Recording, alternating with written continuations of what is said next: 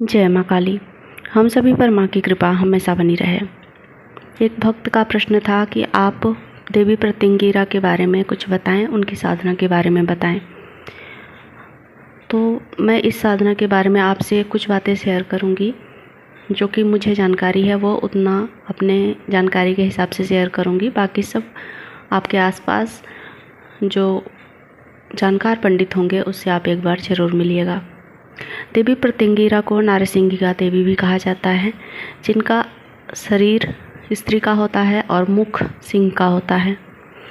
जब हिरण्यकश्यप को मारने के बाद नरसिंह भगवान क्रोध से भरे हुए थे, उसका खून पीने के बाद वो शांत नहीं हो रहे थे। राक्षस का खून पीने के बाद जैसे महाकाली रक्त बीज का रक्त पीने के बाद उनका क्रोध बढ़ गया था, उसी तरह से नरसिंह भगवान का क्रोध भी बढ़ गया था। चारों तरफ वो तबाही मचाने लगे।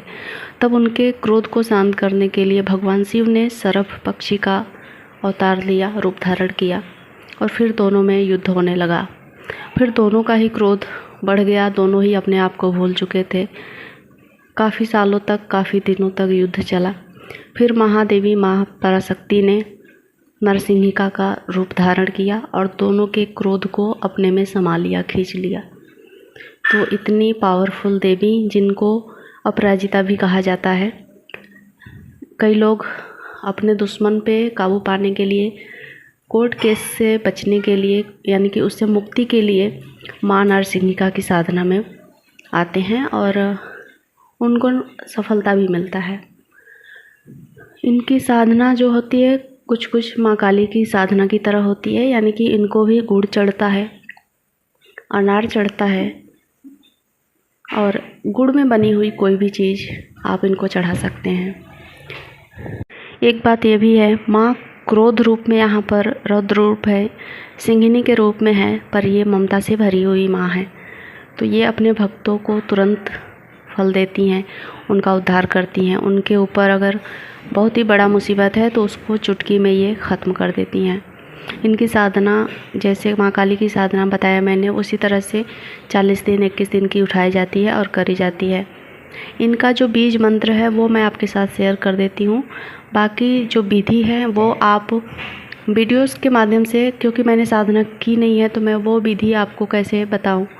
अगर कुछ गलती हो गई तो माँ की आपको पता ही है, कुछ चीज़ें होती हैं जो हम बता सकते हैं, पर जो नहीं करी है वो मैं नहीं बता सकती। कुछ गलती हो जाएगी तो फिर ये सब कुछ मेरे ऊपर दोष आएगा।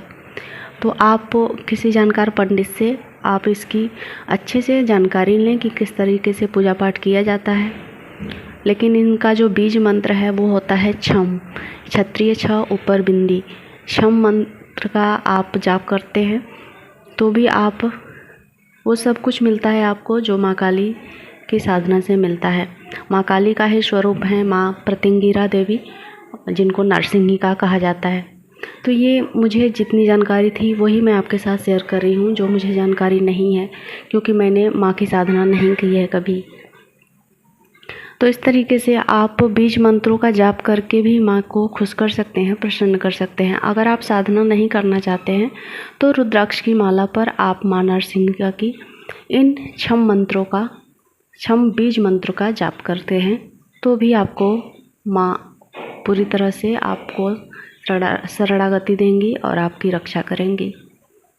उम्मीद करती हूँ इस वीडियो से आपने ज़रूर जाना होगा माँ के बारे में। मिलती हूँ नेक्स्ट वीडियो में, तब तक अपना ख्याल रखें। जय माँ काली।